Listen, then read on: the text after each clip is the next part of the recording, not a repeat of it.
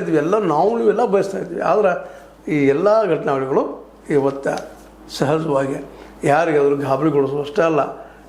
ಅದೇ ಕಾಲಕ್ಕೆ ನಿಮ್ಗೆ ಗೊತ್ತದ, ಇದು ನಮ್ಮ ಪ್ರಧಾನಿಯವರ ಮೊಮ್ಮಗನ ಜೊತೆ ಏನಾದರೂ ಎಂತಾದರೂ ಅಂತೇಳಿ ಅವ್ರಿಗೂ ಶಿಕ್ಷೆ ಆಗಿದ್ದು ನಾವು ಈ ಸಂದರ್ಭ ನೋಡ್ತಾ ಇದ್ದೀವಿ.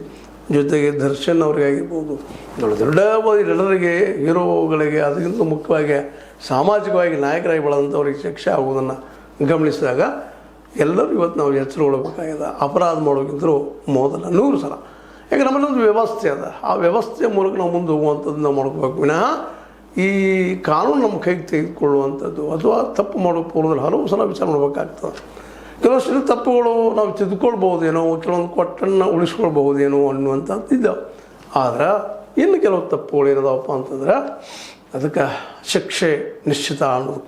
ದರ್ಶನ್ ಅವರ ವಿರೋಧವಾಗಿ ಈ ವ್ಯಕ್ತಿ ಇವತ್ತು ಯಾರು ಪ್ರದೋಷ್ ರಾವ್ ಆಯಿತು, ಇನ್ನೊಬ್ಬ ವಿನಯ್ ಆಯಿತು 10ನೇ ಆರೋಪಿ, ಇವರು ಏನಪ್ಪ ಅಂದ್ರೆ 14ನೇ ಆರೋಪಿ.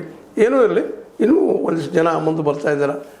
ನಾವು ಇದಕ್ಕೆ ರೆಡಿ ಇದ್ದೀವಪ್ಪ, ಮಾಫಿ ಸಾಕ್ಷಿ ಕೊಡ್ತೀವಿ, ಇದಕ್ಕೆಲ್ಲ ಅವರ ಕಾರಣರು ಅಂತೇಳಿ. ಯಾಕಂದರೆ ಏನು ದುಡ್ಡು ಕೊಟ್ಟರು ಆ ಜೈಲು ಶಿಕ್ಷೆ ಇರ್ತದಲ್ಲ, ಆ ಏಕಾಂಗಿತನ, ಆ ಅನುಭವ ಭಾಳ ಕಹಿ ಆದಂಥದ್ದು. ಆ ದಿಶೆಯಲ್ಲೆಲ್ಲ ಯೋಚನೆ ಮಾಡಿ ಹೆಜ್ಜೆ ಇಡಬೇಕಾಗಿತ್ತು. ಆಯ್ತು, ಈಗ ಹೆಜ್ಜೆ ಇಟ್ಟಿದ್ದಾರೆ, ಬಂದಿದ್ದಾರೆ, ದೂರ ಬಂದಿದ್ದಾರೆ. ಇದರಿಂದ ಮರಳಿ ಏನೇನು ಸಾಧಿಸಬಾರ್ದು ಅನ್ನೋದು ಸಹಿತ ಹೇಳಲಿಕ್ಕಾಗಂಥ ಸ್ಥಿತಿ. ಜನನೂ ಸಹಿತ ಇವತ್ತು ನಿಧಾನಕ್ಕೆ ಹೌದಲ್ಲ ಇದು ತಪ್ಪಾಯಿತು ಅನ್ನುವಂಥ ಜನ ದೂರ ಸೇರ್ತಾ ಇದ್ದಾರೆ. ಸಹಜದ ಮನುಷ್ಯನಿಗೆ ಅಧಿಕಾರ ಇದ್ದಾಗ, ದುಡ್ಡಿದ್ದಾಗ ಯಾವುದೂ ಅದರ ಬೆಲೆ ಗೊತ್ತಾಗೋದಿಲ್ಲ. ಯಾವಾಗ ಅದು ನಮಗೆ ದೂರ ಆಗ್ತದೆ ಆಗ ನಮ್ಮ ಬುದ್ಧಿ ಬಂದಿರ್ತದೆ. ಬಟ್ ಅಷ್ಟರೊಳಗೆ ಟೈಮ್ ಪಾಸ್ ಆಗಿ ಹೋಗಿಬಿಟ್ಟಿರ್ತದೆ. ಈ ಎಲ್ಲ ನೆರಗಟ್ಟಿನಲ್ಲಿ ಇವತ್ತು ನಾವು ಈ ಒಂದು ಚರ್ಚೆಯನ್ನು ಯಾಕೆ ಮಾಡಬೇಕಾಯ್ತಪ್ಪ ಅಂತಂದ್ರೆ ಭಾಳ ಸಿಂಪಲ್ಲಾಗಿ ಹೇಳುವಂಥ ವಿಷಯ. ನಮ್ಮ ಯುವಕರು ಇಂಥ ತಪ್ಪುಗಳನ್ನು ಮಾಡದೇ ಇರಲಿ, ಒಂದು ಸಮಾಜ ನಮ್ಮ ನಿರ್ಮಾಣ ಆಗಲಿ. ನಾವು ಅನೇಕ ಪ್ರಯತ್ನ ಮಾಡ್ತಾನೆ ಇರ್ತೀವಿ, ನಾವಾಯಿತು, ಇನ್ನುಳಿದವರಾಯಿತು, ಅನೇಕ ಪಾಪ ಮನೆಯರು ಮಾತುಗಳು ಮಾಡ್ತಾ ಇರ್ತಾರೆ, ಬೇಡಪ್ಪ ದುಷ್ಟರ ಸಹವಾಸ ಅನ್ನುವಂಥದ್ದು.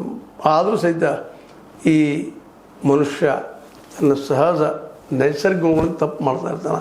ಆ ಗುಣಗಳನ್ನು ಬಿಟ್ಟು ನೈಸರ್ಗಿಕ ಒಂದು ಏನಪ್ಪ ಅಂತಂದ್ರೆ ಈ ಪ್ರಭಾವಗಳಿಂದ ಒಳಗಾಗದ ಹೊರಬರುವಂಥದ್ದು ಅದು ಸಾಧ್ಯ ಆಗಬಹುದಾ ಅನ್ನುವಂಥದ್ದು. ಯಾಕಂದರೆ ಈಗ ನಡೀತಿರೋ ಘಟನೆಗಳಿಂದ ಇದೆಲ್ಲ ಸಾಧ್ಯ ಆಗಲಿಕ್ಕಿಲ್ಲ ಅನ್ನುವಂಥದ್ದು.